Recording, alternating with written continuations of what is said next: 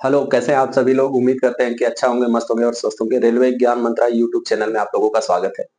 देखिए, हम लोग आरआरबी एएलपी सीबीटी 2 के लिए बेसिक साइंस और इंजीनियरिंग जो आता है उसमें न्यूमेरिकल्स जो आते हैं उसके लिए हम लोग सिर्फ फार्मूले का रिवीजन कर रहे हैं। अभी पिछले क्लास में हमने स्पीड एंड वेलोसिटी के फार्मूले आप लोग को बताए थे। उम्मीद करता हूं कि वो सब लेक्चर देख लिए होंगे आप लोग।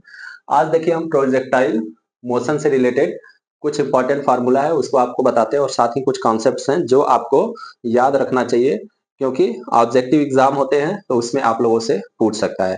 चलिए, आप लोगों से एक सिंपल सा क्वेश्चन पूछते हैं कि किन किन लोगों को लगता है कि जो जेवलिन थ्रोअर होते हैं, जैसे नीरज चोपड़ा जी हैं या अरशद नदीम हैं, या आप लोग क्रिकेट खेलते हैं तो बॉल उठा के फेंकते हैं, क्या वो प्रोजेक्टाइल मोशन का एग्जाम्पल है या नहीं है?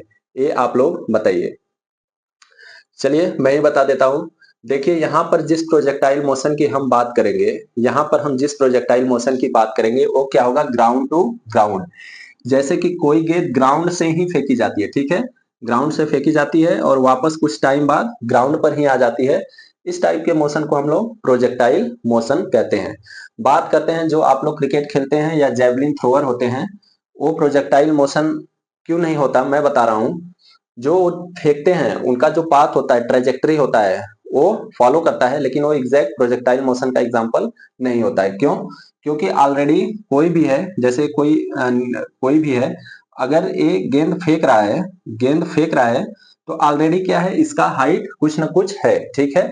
उसके बाद ये यहाँ से जेवलिन थ्रो फेंक रहा है या फिर बॉल फेंक रहा है, ये वाला जो पाथ है फिर ये ऐसे हो जाता है, यानी ग्राउंड टू ग्राउंड नहीं है, ग्राउंड से इतना ऊपर। तो ये दूसरे टाइप का प्रोजेक्टाइल मोशन है, ठीक है। प्रोजेक्टाइल मोशन मेनली कैसे होते हैं? तीन टाइप के होते हैं। एक ground to ground projectile motion, एक हो गया ये ऐसे प्रोजेक्टाइल मोशन, और एक ऐसा होता है प्रोजेक्टाइल मोशन का टाइप कि ये मान लीजिए कोई पहाड़ है, पहाड़ी है, यहाँ आप खड़े हुए, यहाँ से ऐसे आप सिर्फ गेंद ऐसे हॉरिजेंटली गेंद ऐसे फेंक दिए तो ये ऐसे एक पाथ फॉलो करेगा। अगर वर्टिकली फेंकोगे, जैसे जेवलिन थ्रो फेंकते हैं, तो ये कुछ इस टाइप का पाथ फॉलो करेगा।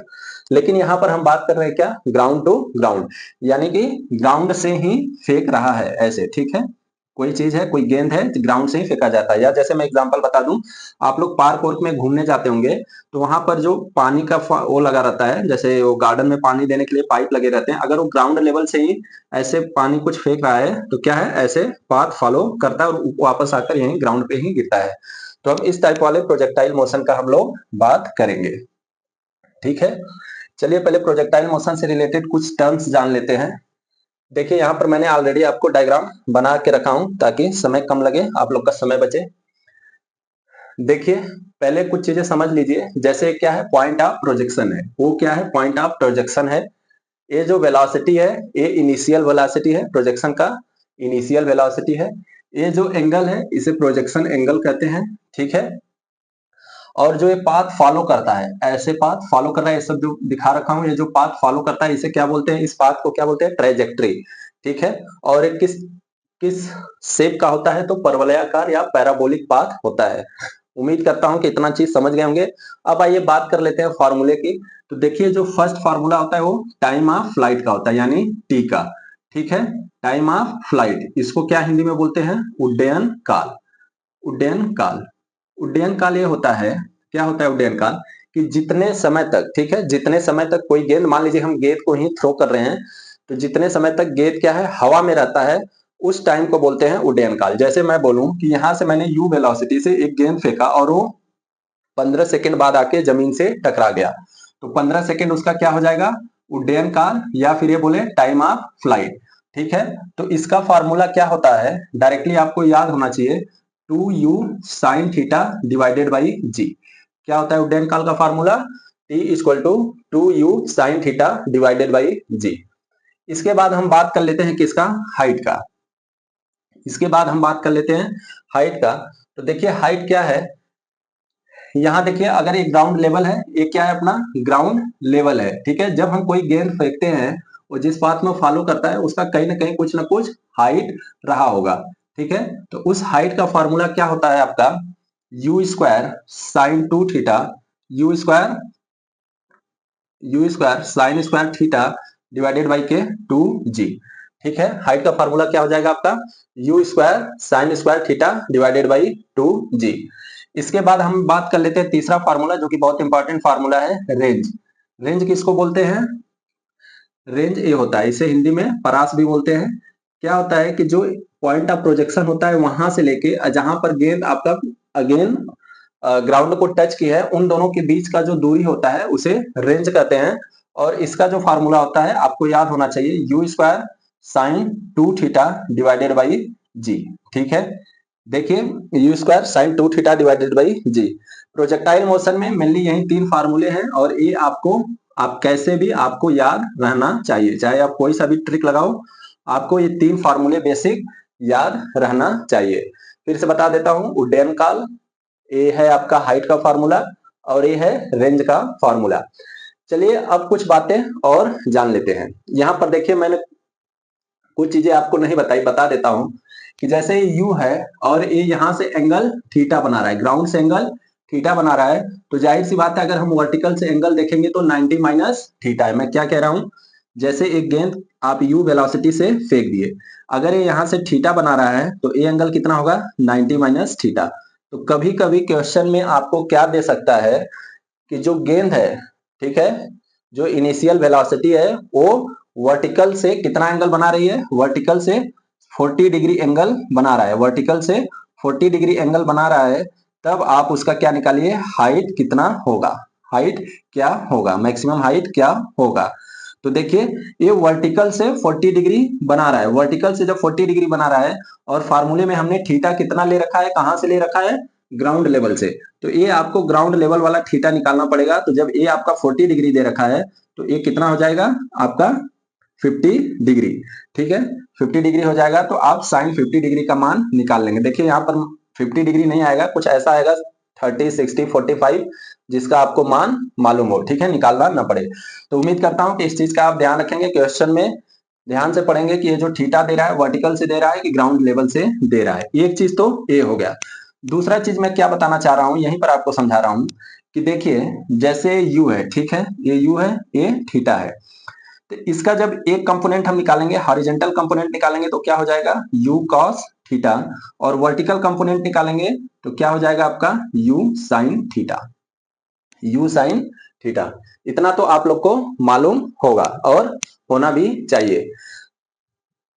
जब हम यहां से फेंकेंगे तो क्या है, ऐसा पाथ फॉलो करेगा। तो यहां पर देखिए क्या आता है कि एक्सेलरेशन जो होता है कांस्टेंट होता है। आपसे क्वेश्चन में ये भी पूछ सकता है कि इसका वर्टिकल वेलोसिटी कंपोनेंट चेंज होता है या हॉरिजॉन्टल वेलोसिटी कंपोनेंट चेंज होता है ड्यूरिंग प्रोजेक्टाइल मोशन। इसको कैसे समझेंगे हम, देखिए आपको मैं बता देना चाहता हूं कि अगर हम यहां पर कंपोनेंट निकालेंगे तो ये क्या आ जाएगा, u cos थीटा, और ये क्या होगा आपका u sin थीटा। अगर यहाँ की हम बात कर रहे हैं तो देखिए तो u cos थीटा ही रहेगा, और यहाँ पर क्या हो जाएगा, u sin थीटा क्या हो जाएगा आपका 0 हो जाएगा, क्योंकि वर्टिकल से इसका एंगल कितना हो जा रहा है 0। इसके बाद हम बात करते हैं, जब यहां पर कुछ आएगा तो ये भी क्या होगा आपका u cos थीटा, और फिर ये नीचे के साइड आने लगेगा, क्या होगा u sin थीटा।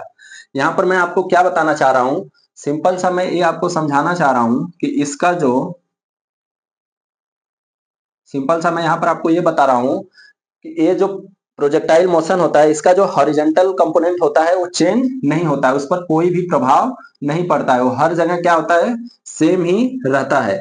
लेकिन जो इसका वर्टिकल कंपोनेंट होता है यू साइन थीटा होता है, उस पर किसका प्रभाव पड़ता है, ग्रेविटेशनल जी का, ग्रेविटेशनल फोर्स यानी फोर्स ड्यू टू ग्रेविटी, ठीक है, जी का प्रभाव होता है, जिसके वजह से क्या होता है कि जब कोई आप बाल फेंकते हैं तो पहले क्या है, एक स्पीड से फेंकेंगे वो ऐसे घटते जाएगा, कि उसका स्पीड, बाल का स्पीड वेलोसिटी घटते जाएगा और मैक्सिमम हाइट पे आके कितना हो जाता है, 0 हो जाता है। तो यहाँ पर इसका क्या है, अगर हॉरिजॉन्टल कंपोनेंट की बात करें तो यहाँ पर क्या आके सॉरी वर्टिकल कंपोनेंट की बात करें, हॉरिजॉन्टल तो यू cos थीटा ही रहेगा, लेकिन वर्टिकल कंपोनेंट क्या हो जाता है 0। क्यों, क्योंकि इसमें गुरुत्वाकर्षण बल हमेशा नीचे की तरफ काम करता है, गुरुत्वाकर्षण बल हमेशा नीचे की तरफ काम करता है, और फिर जैसे इधर से गेंद इधर ट्रेवल करना स्टार्ट करेगा, जी चूंकि नीचे की तरफ काम कर रहा है तो ये फिर क्या होगा, 0 से वेलोसिटी बढ़ने लगता है, और उसी स्पीड से ग्राउंड को हिट करेगा जिस स्पीड से आप यहाँ पर बॉल फेंके थे। अगर मैं बोलूं कि ये 25 मीटर पर सेकेंड से आप बॉल फेंके थे, तो उस जो ग्राउंड को हिट करेगा तब भी उसकी वेलोसिटी 25 मीटर पर सेकेंड नहीं होगी, और यहाँ पर वेलोसिटी क्या हो जाता है जीरो, ठीक है। यहाँ पर वेलोसिटी जीरो हो जाता है और एक कौन सा हाइट होता है, मैक्सिमम हाइट। तो मैक्सिमम हाइट पे प्रोजेक्टाइल मोशन पे वेलोसिटी जीरो हो जाता है। और प्रिसाइजली बोले और सही तरीके से बोले तो वेलोसिटी का वर्टिकल कंपोनेंट जीरो हो जाता है, लेकिन हॉरिजेंटल कंपोनेंट जीरो नहीं होता है। इसी में एक चीज आप लोग और याद रख लीजिए, यहाँ u cos थीटा मैंने बोला है चेंज नहीं होता है, लेकिन एक कब चेंज नहीं होगा, जब हम friction due to air zero मान ले। Friction due to air zero मान ले, हम ये मान ले रहे हैं कि हॉरिजेंटल कंपोनेंट में एयर के द्वारा जो रेजिस्टेंस लगता है, फ्रिक्शन लगता है, वो जीरो है। उस केस में आपका u cos थीटा हमेशा बराबर रहेगा। तो ये थोड़ा सा बेसिक है इसका, उम्मीद करता हूं कि आप लोग समझ गए होंगे। चलिए नेक्स्ट और बात कर लेते हैं, थोड़ा सा आगे चलते हैं। अब देखिए यहां पर तो हमने फॉर्मूला लिख दिया टाइम ऑफ फ्लाइट, हाइट का और रेंज का, लेकिन अगर हम बात करें कि मैक्सिमम रेंज किस एंगल पर फेंके, हम किस एंगल पर हम फेंके, हमारा एंगल ऑफ प्रोजेक्शन क्या होना चाहिए कि ये जो हमें रेंज मिल रहा है, परास मिल रहा है, वो मैक्सिमम हो। तो देखिए इसके लिए आपको क्या याद रखना पड़ेगा, theta equal to 45 degree angle पे आपका क्या होता है, रेंज मैक्सिमम होता है। आपका रेंज मैक्सिमम कितने पर होता है, 45 डिग्री पर। तो जब यहाँ पर आप 45 डिग्री रख दोगे तो साइन 90 डिग्री हो जाएगा और इसका वैल्यू कितना आ जाएगा, यू स्क्वायर डिवाइडेड बाई जी।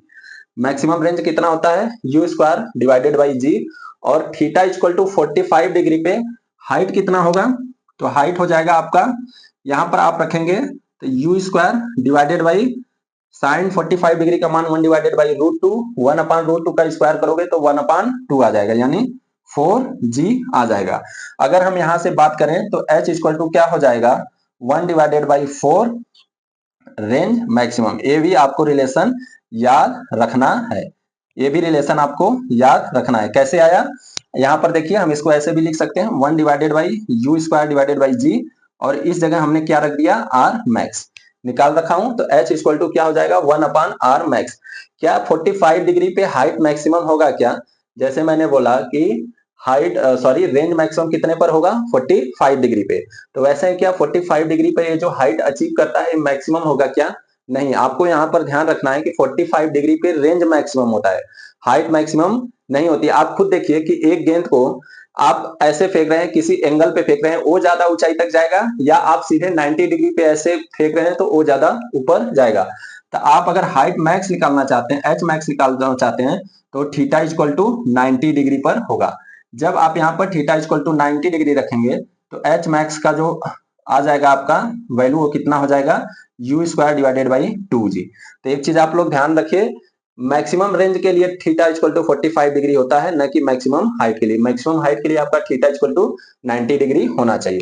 तो यहाँ पर एक फार्मूला मैं और लिख दे रहा हूं, क्या, 1 डिवाइडेड बाई 4 एग रेंज का मैक्सिमम, ठीक है। एक आप ये भी डायरेक्टली याद रख सकते हैं। चलिए यहां से सब हटा देता हूं। अब देखिए यहाँ पर मैंने एक चीज आपको समझा रखा था कि चाहे थीटा एंगल पे फेंके, चाहे 90 माइनस थीटा डिग्री एंगल पे फेंके, दोनों के केस में आपका क्या होगा, रेंज जो होता है सेम होता है। यहां से देखिए, यहां से यहां तक रेंज है, चाहे थीटा डिग्री पे फेंके, चाहे 90 माइनस थीटा डिग्री पे फेंके। तो हम ये कह सकता हूं कि चाहे थीटा हो या 90 माइनस थीटा हो, ठीक है, दोनों पर हमारा क्या होगा, रेंज सेम होता है। यहां से आप खुद ही देख लीजिए, थीटा पे फेंक रहा है तो भी यही आ रहा है, 90 माइनस थीटा पर अगर हम फेंक रहे हैं तो भी यहीं पर आ रहा है। तो इसका मतलब सीधा सा हम ये बोल सकते हैं कि theta 1 plus theta 2 equal to 90 degree. इसको थीटा 1 मान लो, इसको थीटा 2 मान लो। तो theta 1 plus theta 2 equal to 90 degree, यानी एक दूसरे के संपूरक कोण है। तो यहाँ पर मैंने आपको दर्शा रखा है, देखिए, चाहे आप इसको 30 डिग्री पे फेंकिए, ठीक है, कोई गेंद है उसे आप 30 मीटर पर 30 डिग्री पे फेंकिए, या फिर 60 डिग्री पे फेंकिए, दोनों के केस में रेंज सेम होगा।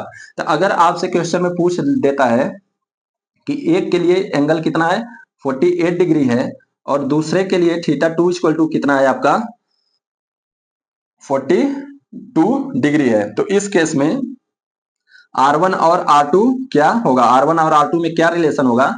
तो मैं यही बता रहा हूं कि पहले इन दोनों को आप ऐड करके देख लीजिए। इन दोनों को जब ऐड कर रहे हैं तो कितना आ रहा है आपका, 90 डिग्री आ रहा है। जब 90 डिग्री आ रहा है तो इस केस में आपका क्या होता है, रेंज सेम होता है। तो यहाँ पर एक चीज आपको ये याद रखना है कि 90 डिग्री के लिए, सॉरी, जब दो एंगल दिया हो, थीटा 1 पे पूछ रहा हो R1 और थीटा 2 पे R2 पूछा हो, थीटा 1 प्लस थीटा 2 का समेशन जो है वो 90 डिग्री हो, तो उस केस में रेंज क्या होता है आपका, सेम होता है। बाकी जो मैक्सिमम रेंज होता है, मैक्सिमम रेंज हमेशा किस पे आएगा आपका, 45 डिग्री पे। ये वाला लाइन देखिए, मैक्सिमम रेंज कहाँ आएगा, 45 डिग्री पे। आप 60 डिग्री पे फेंकेंगे तो भी रेंज कम हो जाएगा, 48 डिग्री पे फेंकेंगे तो भी रेंज कम हो जाएगा। तो ये भी एक इसका पार्ट है, आपको समझ में आ गया होगा। चलिए एक छोटा सा इसमें बता देता हूं आपको, और कि जैसे मान लीजिए कि आपको दे रखा है क्या, यहाँ दे रहा हूं, जैसे मान लीजिए थीटा 1 दे रखा है क्या, 42 डिग्री, और थीटा 2 कितना दे रखा है आपको, 40 डिग्री। अगर आपसे पूछ रहा है किसमें रेंज R1 और R2 में कौन ज्यादा होगा, किसमें रेंज ज्यादा मिलेगा, थीटा 1 42 डिग्री पे मिलेगा या थीटा 2 इक्वल टू 40 डिग्री पे मिलेगा। तो देखिए इसको निकालने का तरीका ये है कि हमारा मैक्सिमम रेंज किस पे आता है, 45 डिग्री पे मैक्सिमम रेंज आता है। इसको आप लोग समझ लीजिए, आपको पता है 45 डिग्री पे मैक्सिमम रेंज आता है। तो इन दोनों का डिफरेंस देख लो, प्लस माइनस में नहीं देखना है, बस देख लो कितना कम ज्यादा है। ये इससे कितना कम है, 3, और ये इससे कितना कम है, 5। तो देखिए ये इससे 3 कम है, ये इससे 5 कम है। तो जिसमें डिफरेंस सबसे कम रहेगा, जिसमें डिफरेंस सबसे कम रहेगा उसी में रेंज मैक्सिमम आएगा। तो इसके लिए हम बोल देंगे R1 is greater than R2। एक केस और ले लेते हैं कि जैसे मान लीजिए थीटा 1 इक्वल टू क्या है, दिख रहा है क्या, थीटा 1 इक्वल टू क्या है, मान लीजिए, मान लेते हैं 42 डिग्री है, और थीटा 2 इक्वल टू कितना आपका 47 डिग्री है। तो इस केस में R1 और R2 में कौन सा बड़ा होगा, तो फिर आप वही करेंगे, 45 डिग्री लिखेंगे। यहाँ पर देख रहे हैं 3 कम है, और यहाँ पर कितना अंतर है, 2 का। तो जहां पर भी अंतर डिफरेंस, जहां पर भी डिफरेंस कम हो वही हमारा बड़ा होता है। तो इस केस में R2 बड़ा हो जाएगा। एक चीज ये लोग आप ये याद रखना। चलिए अभी मैंने आप लोगों को बताया कि क्या है, थीटा 1 और थीटा 2 दोनों क्या है, देखिए 60 30 90। तो दोनों केस में क्या है, रेंज आपका सेम है। दोनों केस में क्या है, रेंज सेम है। थीटा 1 30 डिग्री है, थीटा 2 60 डिग्री है, तो थीटा 1 प्लस थीटा 2 क्या हो गया, 90 डिग्री। और इस केस में आपका R1 इक्वल टू R2 हो जाएगा, या मैंने यहाँ पर R ही लिख रखा है। क्या मैं बताना चाह रहा हूं, आपका रेंज सेम है। इस केस में आपको एक फार्मूला याद रखना है। क्या फार्मूला है कि इस केस में आपसे अगर रेंज पूछ देता है कि रेंज कितना होगा, तो इस केस में रेंज जो होता है 4 अंडर रूट H1 और H2 होता है। इसको आप लोग थोड़ा सा याद रखिएगा। H1 क्या है, 30 डिग्री एंगल पे, या जो यहाँ थीटा 1 दिया रहेगा उस एंगल पे हाइट है, और थीटा 2 यानी 60 डिग्री पे हाइट H2 है। इस केस में अगर H1 और H2 दे के आपसे रेंज पूछे और बोले रेंज समान है, तो एंगल उंगल की जरूरत नहीं है, direct R equal to 4 H1 और H2 आप लोग रख के निकाल लेना। चलिए बाकी आपको ये बेसिक फार्मूला याद ही रहना चाहिए। यहां से अगर आप H1 और H2 में रिलेशन निकालना चाहते हैं कि H1 डिवाइडेड बाई H2 क्या होगा, तो देखिए यहाँ पर क्या है, साइन स्क्वायर थीटा, क्योंकि ये सब तो कट जाएगा, तो क्या बच जाएगा, sine square theta 1 divided by sine square theta 2। और वैसे ही अगर आपसे T1 डिवाइडेड बाई T2 पूछे, तो देख लीजिए यहाँ थीटा 1 रखेंगे, और एक के लिए यहाँ T1 रखेंगे, तो यहाँ थीटा 1 हो जाएगा। तो इस केस में निकालेंगे तो क्या आ जाएगा आपका, sign theta divided by cos theta, sorry यहाँ थीटा 2 नहीं रहेगा, यहाँ कॉस स्क्वायर थीटा 2 रहेगा। क्यों कॉस स्क्वायर थीटा 2 रहेगा, क्योंकि यहाँ थीटा 1 तो थीटा 2 को क्या लिख सकते हैं, 90 माइनस थीटा 2। यहाँ से देखिए, यहां से मैं बोल रहा हूं, इसको आप क्या लिख सकते हैं, साइन 90 माइनस थीटा भी लिख सकते हैं। तो एक इसमें चेंज हो जाएगा कॉस थीटा में। तो यहां से आपका साइन स्क्वायर थीटा 1 ऊपर आएगा, नीचे कॉस स्क्वायर थीटा 2 आ जाएगा। T1 अपॉन T2 के लिए sign theta divided by cos theta. या ये सब याद नहीं रखना है तो आप ये याद रख लीजिए। बाकी और कुछ भी आपसे H1 और H2 में रिलेशन पूछता है, T1 और T2 में रिलेशन पूछता है, तो यहाँ पर आप इससे भी निकाल सकते हो। आपको मिलने एनी हाउ ये सब फार्मूले, 3 फार्मूले तो कैसे भी याद रहना चाहिए। एक चीज आपको ये ध्यान में रखना है कि 45 डिग्री पे हमारा क्या आता है, रेंज मैक्सिमम आता है, ठीक है। और हाइट मैक्सिमम किस एंगल पे आता है, वो आता है थीटा इक्वल टू 90 डिग्री पे। दोनों अलग अलग है, दोनों में कंफ्यूज मत हो जाइएगा कि 45 डिग्री पे रेंज भी मैक्सिमम होता है और हाइट भी मैक्सिमम होता है। देखिए इतना फार्मूले हैं प्रोजेक्टाइल ऑफ मोशन में। बाकी अब एक क्लास आएंगे उसमें अच्छे अच्छे जो क्वेश्चंस आ चुके हैं न्यूमेरिकल्स के आपके ALP प्रीवियस ईयर में, वो करा देंगे। तब तक आप लोग अपना ख्याल रखिए और पढ़ाई करते रहिए। Bye bye.